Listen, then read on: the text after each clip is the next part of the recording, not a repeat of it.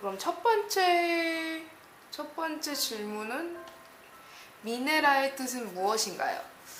미네라의 뜻은 어떻게 사람들이 보시면은 EST가 들어갔기 때문에 그게 에스트라고 발음이 될 거라고 생각하시는 분들이 많으세요. 그래서 미네스트라고 발음하시는 분들이 많으신데, 미네라라는 뜻은 불어로 제 이름이죠. is, here. is here. 그리고 두 번째 질문은 프랑스에서 원래부터 사셨나요? 아니요. 저는 서울에서 태어난 서울 사람입니다. 그렇다면은 언제부터, 몇 살부터 프랑스에서 사셨나요? 프랑스에서 살게 된 지는 지금 6년째인 것 같아요. 6년째이고, 그 다음에 프랑스에 있다가, 그러니까 제 20대를 거의 다 여기서 지금 보내고 있다고 생각하시면 될 것 같아요. 왜냐면 이제 1년 동안은 제가 한국에 들어가서 일을 했었어요. 그래서 일을 하고 다시 프랑스로 돌아왔기 때문에 나이 한국 나이로는 지금 몇 살인지는 정확히는 모르겠는데 여기서는 만 25살이에요. 그리고 처음 프랑스에 왔을 때는 한국 나이로 21살 때 왔어요. 전에 한국에서 대학교를 다니다가 그만두고 그 다음에 이쪽으로 오게 됐어요. 프랑스에 처음 가셨을 때 프랑스어를 배운 상태에서 가신 건가요? 아니요, 전혀요. 전혀 배우지 못한 상태에서 왔고, 어떤 수준이었냐면 이제 처음에 이쪽에 프랑스로 입국을 한 게 아니라 저는 제네바 쪽에서 입국을 했어요. 스위스 제네바 쪽에서. 근데 거기서 이제 처음 그 이미그레이션 이민 출국 심사를 봤는데 저한테 처음으로 딱 한 말이 봉슈? 였는데 저는 그게 무슨 뜻인지도 몰랐어요. 왜 사람들이 나한테 계속 봉슈? 이러지? 라는 생각과 처음에 왔을 때는 그냥 계속 쭉 영어만 썼던 것 같아요. 왜냐면 이제 아예 모르는 상태에서 왔기 때문에 그 처음 학교에 어학을 하기 위해서 학교에 들어갔을 때는 프랑스어 알파벳부터 배웠어요. 그러니까 저는 그 프랑스어 알파벳이 있다는 것 자체도 모르고 온 상태였어요. 저는 그냥 그 영어랑 똑같이 발음을 하는 줄 알고 왔는데 전혀 다른 거죠. 이제 막 악상도 있고 막 이러니까 이게 뭐지? 이게 알파벳인가? 뭐라고 해야 되지? 뒤통수 한 대 맞은 느낌? 그런 느낌이었어요. 불어는 어떻게 그리고 얼마 동안 배우신 건가요? 저는 이거를 시간으로 따질 수가 없어요. 왜냐면은 불어를 공부를 하면서 같이 이제 보자라는 이제 미술학교에 대한 준비도 같이 하고 있었고, 처음에 왔을 때는 이제 보르도가 아닌 다른 지역이 있었거든요. 근데 그때 거기에서는 그렇게 막 가격이 굉장히 비쌌어요. 수업료가 굉장히 비쌌는데 저는 그게 프랑스 전 지역이 그런 줄 알았는데 그 지역이 굉장히 비싸더라고요. 그래서 보르도로 옮기게 되었고, 보르도 어학을 어디서 얼마나 오래 하셨나요? 라는. 보르도에서는 이제 약 2년간 있었던 것 같아요. 횟수로 따지면 2년간 있었는데, 그때는 이제 처음 갔던 학교는 이제 정말 어학을 전문으로 하는 알리앙스 프랑스에서 그런 거 비슷한 학교였고, 그다음에 두 번째 간 보르도에 대한 학교는 이제 수업료가 그 전 학교에 비해서는 굉장히 쌌어요. 싼 대신에 문제는 내가 어느 정도의 그 프랑스어에 대한 그 레벨이 없으면은 수업을 따라잡기가 굉장히 힘들어요. 왜냐면은 대학교에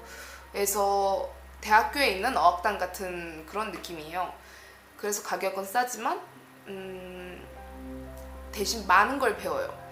프랑스에 대한 폴리틱도 배우고 그리고 뭐 시빌리자숑에 가는 것도 배우고, 그다음에 보르도에 있었을 때는 이제 아키텐 자체의 지역에 관한 역사에 대해서도 배웠고, 그다음에 뭐 프랑스어 그 현대 문학, 그다음에 고전 문학에 대해서도 배웠는데 저는 고전 문학에서 너무 어려웠어요. 그러니까 이런 거 여러 가지 자체를 그 테스트에 따라서 반에 나눠주기는 해요. 근데 저는 굉장히 처음에는 따라잡기가 굉장히 힘들었었어요. 그래서 학교도 가기 싫었고, 근데 어떻게 돈은 냈고 가긴 가야겠고, 프랑스 유학을 가도 되냐. 근데 저는 아예 배우지 못한 상태에서 왔잖아요. 그런 언어에 대한 베이스 자체가 없었기 때문에 항상 저는 하는 말이, 기본적으로 뭐 니보를 따지자면 이제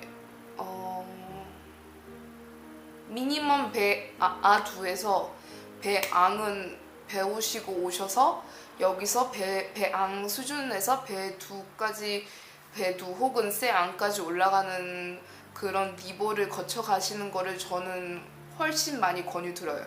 왜냐면 만약에 여러분들 집에 돈이 많다, 뭐 시간도 많고 돈이 많다 라고 생각되시면은 그냥 바로 그렇게 어학을 그렇다고 저희 집이 그렇게 막 돈이 많거나 그런 건 아니지만 어학을 오셔도 돼요. 근데 제가 생각하기에는 우선 수업료 내야 되지. 매 스메스터마다 이제 매 학기마다 수업료를 내야 되지. 그다음에 생활비 필요하지. 그런 거를 다 따지면은 솔직히 프랑스어는 어느 정도 기초를 쌓고 오시면은 그만큼 자기가 쌓은 기초만큼은 돈은 아낀 상태에서 오신다고 보시면 되는 거예요. 그렇기 때문에 저는 바로 오시는 걸 권유드리고 싶지는 않고, 어느 정도 그 불어에 대한 기초가 쌓인 상태에서 오셨으면 좋겠어요. 그리고 이게 더 왜 중요하냐면요, 저는 그나마 여기 왔을 때 아는 사람이 있었어요. 그렇기 때문에 프랑스인 아는 사람이 있었기 때문에 큰 도움을 많이 받았어요. 근데 여기에서 처음 왔을 때, 도착했을 때 제일 먼저 해야 될 게 비자 이제 그거 오피라고 가서 병원 가서 검사도 맡아야 되고, 몸 검사 맡아야 되지. 이제 뭐 그런 거 여러 가지, 이제 뭐 핸드폰도 그 유심카드도 해야 되지. 그러면은 이제 유심카드 만들려면은 은행 계좌 만들어야 되지. 은행 계좌 만들려면은 그런 것들, 이제 뭐 학생 보험도 해야 되지. 그런 거를 이제 다 불어로 해야 돼요. 뭐 리옹 같은 경우에는 어느 정도 그 외국인들을 도와주는 그런 시스템이 조금 있어서 조금은 편할지는 몰라도 어느 정도 배우고 오셔야지 그게 의사소통이 가능해야지 훨씬 더 수월하게 처리를 할 수가 있는 것 같아요. 그런 일들을. 프랑스어가 너무 어려워요. 진짜 너무 공감돼요. 저도 어려워요. 프랑스어가 너무 어려워요. 어떻게 하면 불어가 빨리 늘까요? 저는 이거에 대한 답은 각자 본인에 따라서 다르다고 생각을 해요. 뭐 제가 아시는 분은 항상 도서관에서 공부를 하시고 미친 듯이 공부를 하셔서 뭐 다른 프랑스인들보다 더 좋은 쎄양 쎄두까지 따고 그러신 분들도 계시고, 근데 저 같은 경우에는 그렇게까지 한 스타일은 아니었어요. 왜냐면 저는 제가 하기 싫은 걸 누가 막 등 떠밀면은 절대로 하지 못하는 스타일이고, 더군다나 아무리 못하더라도 옆에서 아이고 잘한다 이렇게 칭찬을 해줘야지 저는 그거에 대해서 이제 동기부여를 받아서 더 열심히 하는 스타일이란 말이에요. 그렇기 때문에 그거는 뭐 사람마다 개개인마다 차이가 있겠지만 항상 그렇잖아요. 어느 나라를 가든 자기에 맞는 공부법을 찾아서 공부를 해야 되는 거예요. 저 같은 경우는 처음 왔을 때 말씀드렸다시피 아예 아무런 말도 통하지 않은 상태에서 아는 사람이라고는 전부 프랑스 사람들이었어요. 그렇기 때문에 여기 이 문화에서는 뭐 우리나라 같은 경우에는 성인이 된 경우에는 이제 뭐 호프집을 간다거나 뭐 노래방을 간다거나 막 그런 식으로 나가서 놀지만 여기는 그런 시스템이 되지가 못해요. 왜냐면은 바 같은 경우에도 뭐 새벽 1시 뭐 지역마다 다르지만 새벽 1시 아니면 2시 정도면 문을 다 닫고 그렇기 때문에 여기는 이제 홈파티가 굉장히 발달된 나라라고 저는 생각을 하는데 그래서 이제 다 같이 홈파티를 하면은 아무도 영어를 쓰질 않는 거예요. 제 친구 빼고는 이제 아무도 영어를 쓰지 않으니까 이 친구한테 항상 계속 물어보기도 뭐한 거예요. 얘네 뭐래? 이거를 계속 해주는 사람도 귀찮을 뿐더러 더더군다나 저도 계속 물어봐야 되니까 그게 정말 뭔가 나중에는 미안해질 정도로 그렇게 되는 거예요. 그래서 그때부터 조금 이 악물고 해야겠다라고 생각을 했던 것 같아요.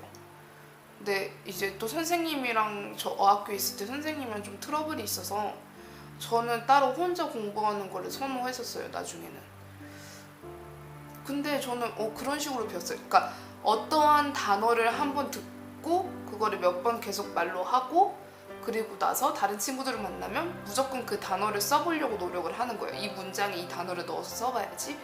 그러면은 이게 차츰차츰 이게 하나씩 머리에 들어오더라고요.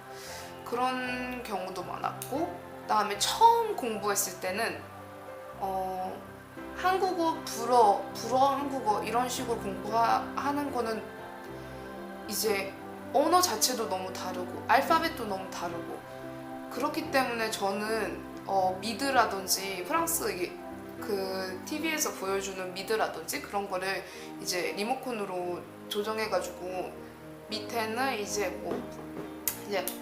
불어 자막을 보면서 영어로 듣거나 아니면 뭐 영어 자막을 읽으면서 불어로 듣거나 그거를 계속 반복했던 것 같아요. 그러니까 저는 어쨌든 중점은 처음에는 영어에서 불어로, 불어에서 영어로 공부를 했어요. 어느 정도 영어의 기초가 있으신 분들은 제가 그렇게 공부를 하는 방법을 추천해 드려요. 하지만 그거는 정말 공부 방법은 개개인마다 다 다른 것 같아요. 저는 많이 얘기하고 사람들 많이 만나고 그랬어요. 어학을 파리에서 하는 게 좋을까요? 지방에서 하는 게 좋을까요? 사람마다 또 다른 것 같아요. 왜냐면 뭐 유학원을 가보셔도 알겠지만 내가 어느 만큼의 돈을 쓸 수 있느냐에 따라서도 다르고 그 다음에 내가 뭐 한국인이 많은 지역으로 가고 싶은지 가격이 싼 곳으로 가고 싶은지 왜냐면 가격이 싸면 한국인들이 많아요. 아니면 뭐 굉장히 좋은 질의 수업을 듣고 싶어서 좋은 그 알리앙스 프랑세즈라든가 그런 곳을 간다든지 그거에 대해서는 굉장히 더 다르고 더군다나 뭐 아파트값, 기숙사값 파리 같은 경우에는 이제 기숙사는 구한다는 거는 이제 하늘의 별 따기라고 보시면 되고 그리고 파리 같은 경우에는 생활비도 비싸고 어학은 잘 모르겠어요. 제가 그곳에서 어학은 하진 않아서. 근데 조금 살기에는 조금 위험하다고 저는 생각이 들고 그 다음에 항상 파리 갈 때마다 좋은 기억은 많이 없었던 것 같아요. 이것도 사람마다 다르겠죠? 좀 많이 더럽고 그것도 지역마다 다르겠지만 특히 지하철 안이라든지 저는 그러니까 막 그 박물관을 보러 간다던가 아니면은 미술관을 보러 간다던가 뭐 그런 식으로 파리를 왔다 갔다 하고 뭐 구경하러 가고 쇼핑하러 가고 그런 거는 저는 찬성인데 사는 거는 솔직히 잘 모르겠어요. 이것도 뭐 사람마다 다르겠죠? 근데 저는 다른 지역에서 굉장히 재미있게 지냈던 것 같아요. 보르도에 대한 인상 그리고 느낌. 처음 보르도에 갔을 때는 너무 더웠어요, 진짜. 여름 되면은 38도, 40도 이 정도까지 올라가니까 너무 덥고, 그 다음에 사람들이 되게 차갑다고 느껴졌었는데 꼭 그렇지만은 않더라고요. 저는 거기서 2년 살면서 제 2의 고향이라고 할 만큼 굉장히 좋은 기억을 많이 받고 왔어요. 저의 베프들도 거의 대부분 이제 보르도에서 온 아이들이고, 그 2년이 지금까지 계속 되어가고 있고, 동네 자체도 도시 자체도 다른 대도시 지역보다는 그나마 덜 위험한 것 같아요. 그리고 느낌은 제 꿈이 바닷가 근처에서 사는 거였어요. 근데 완전 근처는 아니지만 이제 기차 타고 갈 수 있고, 차 타면은 갈 수 있고, 서핑도 배울 수 있고, 그러니까 저는 정말 재미있게 보내다 왔어요, 거기에서. 좋은 사람들을 만나면 당연히 어딜 가나 좋겠죠? 그거는 뭐 여러분이 하기 나름이니까. 그리고 국립대학교에서 무슨 전공을 하시는지 알고 싶어요. 비밀. 지금 현재는 리옹 토아대학교에서 LR을 전공을 하고 있어요. LR는 이제 Langue étrangère appliqué라는 과인데요. 리옹 3대학을 먼저 선택한 이유는 그 언어 그쪽에 대해서는 프랑스 대학교가 아무리 대학교들이 공립대학교들이 다 평균화가 되어 있다고 해도 인터넷에 찾아보면 리스트가 다 나올 정도로 사실은 어느 부분에서 어느 학교가 더 유명하다 이런 거는 어딜 가나 있어요. 근데 이 학교가 두 번째로 레벨이 높은 학교였기 때문에 저는 뭐 이곳을 선택하게 되었고, 제 과는 이제 그래서 이제 여기는 이제 문학과가 따로 있고 비즈니스어과가 따로 있어요. 저는 이제 비즈니스어과 쪽인데 기본적으로 자기 모국어를 빼고 프랑스어를 뺀 상태에서 두 외국어를 선택을 해야 돼요. 근데 영어는 필수고 두 번째 언어는 자기가 선택을 할 수 있는데, 저는 그래서 영어랑 일본어를 같이 겸양하는 그 비즈니스어과에 들어있어요. 그래서 예를 들면 영어에서 프랑스어로, 프랑스어에서 영어로 번역을 하거나, 그 다음에 인터뷰식으로 하는 시험도 따로 있고. 근데 이게 전부 다 그냥 Hello, my name is 나이나나나 이런 게 아니라 정말 구체적인 비즈니스 언어를 배우는 과예요. 나중에 이제 국제 무역 쪽에서 일을 할 수 있게끔 그런 단어들도 다 그런 쪽이고, 기사라든지 교수님들이 가지고 오는 기사라든지 그런 거는 전부 다 대부분 이제 정치 관련되거나 아니면은 이제 IT 관련되거나 아니면은 이제 경제 관련된 거를 저희는 주로 배워요.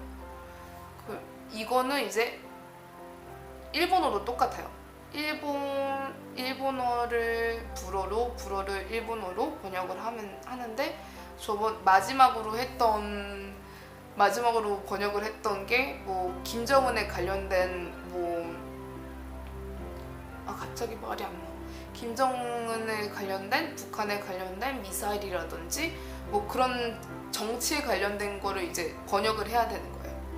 그런 거를 하면서 이제 다른 것들이 또 같이 있어요. 이것만 배우는 게 아니라 이제 1학년 때는 학기마다 달라요. 1학년 때는 유럽법 배웠고, 그 다음에 기본법 배웠고, 그 다음에 마케팅 배웠고, 그 다음에 경제 배웠고,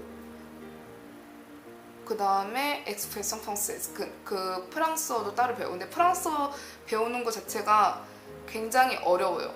이거는 뭐 어학원에서 배우는 그런 수준의 프랑스어가 아니에요. 그리고 2학년에 올라와서는 뭐 똑같이 계속 법은 계속 배웠어요. 저희는 이제 법은 계속 배우고 그 다음에 저는 굉장히 힘들었던 게 이제 유럽법을 배우는 게 굉장히 프랑스 대학교 뭐 어떤 국제연합, 국제기구 뭐 이런 거 자체가 너무 많았기 때문에 저는 유럽인이 아니잖아요. 그래서 그런 거를 다 처음 들어봤었고 무조건 그냥 외웠어요. 뭐 이해 안 가는 거라도 무조건 외우고 봤어요. 왜냐면은 시험을 봐야 되니까. 그리고 2학년에 올라와서는 그리고 회계학 2학년 때부터는 이제 회계학 같이 배웠고요. 회계학 배우면서 법 배우고 그러면서 이제 번역만 하는 게 아니라 이제 영어 같은 경우에는 그냥 쭉 영어만으로 비즈니스 마케팅에 관련된 거를 배워요. 안 그래도 이틀 뒤에 시험이 있는데 뭐 마케팅에 관련된 거는 이제 US 마케팅 and 미국 마케팅 그리고 미국 마케팅 그리고 영국 마케팅 이거를 다 배우고 1학년 때는 뭐 1학년 때 같은 경우에는 이제 뭐 영국의 신문에 관련된 신문 회사 뭐 이런 그런 뭐 인구 뭐 지역 이런 거를 다 영어로 배웠어요. 네. 그리고 이제 수업 중에는 발표 수업도 굉장히 많고요.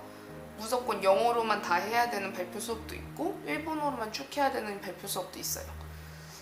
그러니까 수업 시간이 굉장히 많아요. 한국 대학교에 비해서 굉장히 많아요. 들었던 게 한국은 총 4년 동안 150점을 받으면 되는데 여기는 3년 동안 180점을 받아야 돼요. 그러니까 저 같은 경우에는 아침 8시 시작해서 밤 8시에 끝나는 경우도 있었고 굉장히 좀 자기가 하는 나름대로 다르겠지만 뭐 그런 것 같아요. 그러니까 제 과는 뭐 그냥 다 배우는 과입니다. 다 배워요. 뭐 국제무역도 배우고 다 배웁니다. 프랑스인들도 힘들어해요. 솔직히 말하면. 처음 첫 학기에는 170명 정도 있었는데 저희 2학년 때는 한 60명 정도밖에 안 됐던 것 같아요. 그 뜻은 들어오긴 쉬워도 대학교를 들어오긴 쉬워도 졸업은 하긴 힘들어요. 왜냐면 공부를 따라오지 못하면 학교에서 받아주질 않아요. 유급이란 걸 다시 해야 되고 유급이란 거는 이제 다시 1년을 다시 해야 되거나 한 학기를 먼저 통과했으면 반 학기만 더 다시 다녀야 되거나 하는 건데 이거는 프랑스인들도 대학교를 어려워하기 때문에 제가 그래서 많이 여러분들께 망설이면서 얘기하는 경우도 있는 것 같아요. 왜냐면 저는 직접 경험하고 있는 사람이니까. 저도 처음 왔을 때는 되게 쉬울 줄 알았어요. 근데 진짜 큰 코 다쳤죠. 많이 힘들어요. 정말 많이 힘들어요. 근데 이것도 또 자기 하기 나름이고 자기가 얼만큼의 열정이 있으며 그 열정을 거기다 다 쏟아부을 수 있을지에 대한 거니까 아무래도 이것도 자기가 어떻게 하느냐에 따라서 다른 것 같아요. 저는 가끔 가다가는 이제 막 하루에 3시간, 4시간 자는 경우도 있었고 그렇게 하면서 학교 다녔었던 적도 많았던 것 같아요.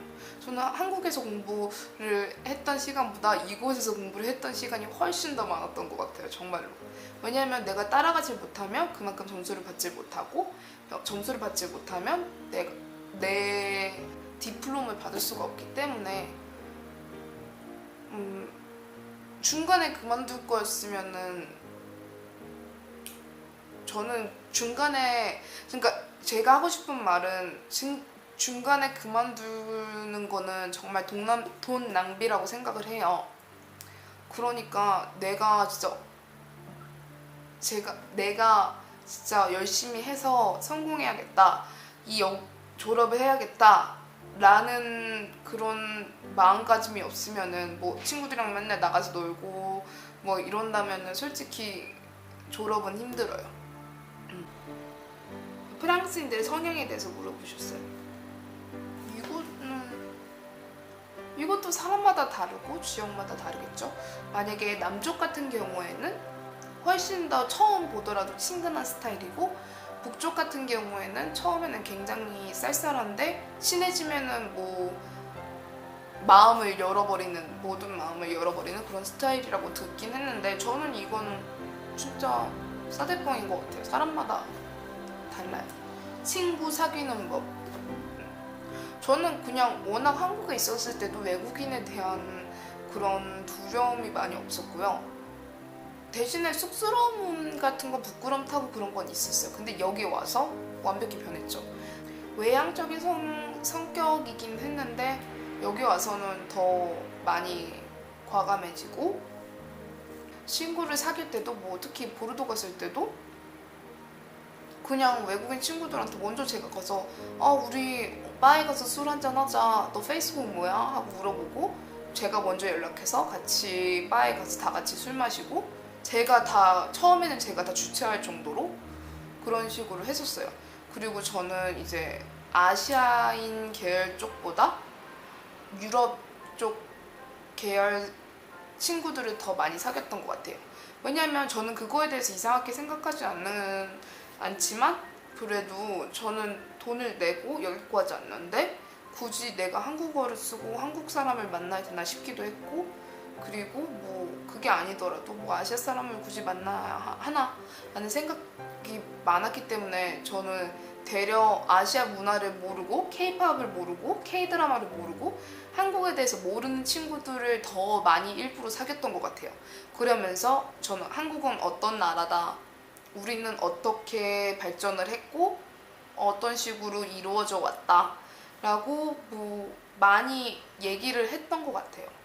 그리고 파티도 많이 했어요. 파티도 많이 해서 친구들도 더 많이 사귀고, 그러면서 여기는 친구의 아는 친구는 그냥 친구예요. 그러니까 자연스럽게 친해지는 스타일이라 그렇게 어렵게 친구를 사귀진 않았던 것 같아요. 쉽게 사귀었던 것 같아요. 그러니까 막 굳이 부끄러워한다거나 수줍어하면은 저는 그게 더 마이너스 되는 것 같아요. 무서워하지 말고 먼저 다가가고, 먼저 점심 같이 먹을래? 뭐 이런 식으로 물어보는 것도 괜찮고, 그냥 저는 지금도 나가서 사람들이랑 얘기 잘하고, 이거는 아무래도 성격 차이겠죠? 네. 사람들이랑 가서 얘기하고, 친구들이 먼저 연락 와서 제가 다 주최하고 그런 식이라 오픈마인드가 되세요. 인종차별, 성차별, 이거는 조금 민감한 부분이죠. 인종차별, 프랑스 당연히 있죠. 굉장히 많아요. 다른 나라에 비해서 저는 굉장히 많다고 생각이 들어요. 런던에 있을 때는 그렇게까지 많지는 않았던 것 같은데 프랑스는 굉장히 많아요. 처음에는 막 열도 나고 화도 나고 했는데, 여기서 보면은 대부분 아시아인들은 그런 인종차별 소리 들어도 아무런 얘기를 하지 않고 그냥 웃으면서 지나가는 경우가 너무 많아요. 근데 저는 그러니까 더 인종차별을 당하는구나 라고 생각을 해서 가서 막 따지거든요. 저는 이게 넌 사람 리스펙트 안 하냐 하면서 성격이 그래요. 근데 인종차별 있어요. 인종차별. 근데 저는 인종차별보다는 성차별에 대해서 얘기를 해드리고 싶어요. 특히 여성분들에게, 한국에서는 이제 숏팬츠를 많이 입고 다니는데 겨울에도 숏팬츠 입고 여름에도 숏팬츠 입잖아요. 여기는 대신에 가슴은 가리고, 근데 여기는 가슴보다 다리가 더 노골적이라고 생각하는 것 같아요. 그렇기 때문에 저는 여름에는 당연히 숏팬츠 입고 돌아다니고 하죠. 근데 너무 짧은 거는 제가 권유해드리고 싶지는 않고, 그리고 저는 성차별을 되게 많이 받았어요. 걸어다니면서 항상 이게 나중에는 어느 수준까지 왔냐면 내가 이 나라를 떠나야 되나? 하는 생각까지도 왔는데, 근데 그거는 뭐 사람마다 다르겠죠? 제가 아는 한국 분들은 그런 경우는 거의 없었던 것 같아요. 근데 저는 굉장히 많았어요. 그래서 항상 뭐 그 보호 스프레이도 가지고 다니고, 밤에는 웬만하면은 뭐 혼자 다니기는 하는데 정말 늦은 시간에는 혼자 다니지는 않죠. 뭐 새벽 같은 경우에는 혼자 다니지 않고, 전부 다가 모두가 그런다고 말씀드리는 건 아니지만 어느 정도 내가 그나마 조심을 하면 예방은 할 수 있으니까. 우리나라처럼 그렇게 막 밤늦게까지 돌아다니고 그러면 조금 위험해요. 조금. 그리고 도시마다 위험한 지역이 따로 있어요. 도시마다 어느 이 지역은 위험한 지역이다라는 게 있기 때문에, 뭐 그거는 어느 도시마다 있기 때문에 누구한테 물어보면 다 알 거예요. 어느 부분이 위험하다. 그러니까 그런 쪽은 피해서 다니시는 게 좋고, 뭐 항상 핸드폰 조심하시고, 뭐 소매치기 조심하시고. 그다음에 마지막 질문은 리옹과 보르도, 툴루즈 중 어디가 마음에 드시는지.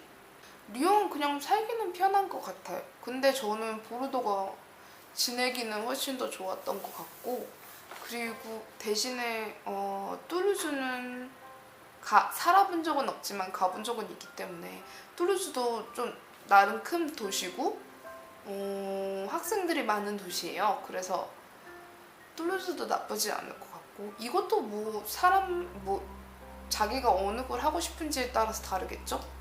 어학을 하고 싶거나 대학교를 가고 싶거나 어느 전공을 하고 싶거나 그거에 대해서 다 다르다고 생각을 해요. 근데 툴루즈 같은 경우에는 보르도보다는 생활비가 더 싸다고 알고 있어요. 보르도는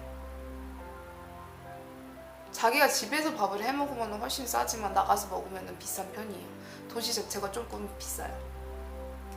네. 자, 그러면 오늘은 뭐 이 정도 질문만 제가 대답을 드렸는데, 그러니까 저는 유학을 오시는 분들을 말리고 싶은 건 아니지만 준비를 잘 하시고 오셔서 좋은 생활을 시작하셨으면 하는 바람이 있어요. 저처럼 이렇게 힘든 경험 하시지 마시고 그리고 자기가 정말 대학교에 들어가서 끝을 내야겠다, 졸업을 해야겠다 라는 마음가짐으로 대학 지원을 하셔야 돼요. 네. 그러면 오늘은 여기까지 질문을 받고, 다음 편에는 이제 다음 편이나 다다음 편은 이제 저 이탈리아 여행 갔다 왔는데 이탈리아 여행 편도 있을 거고, 그 다음에 뭐 여러 가지로 또 다시 브이로그나 아니면 메이크업 영상으로 여러분들 찾아뵐 것 같아요. 그러면 여기서 마칠게요. 안녕.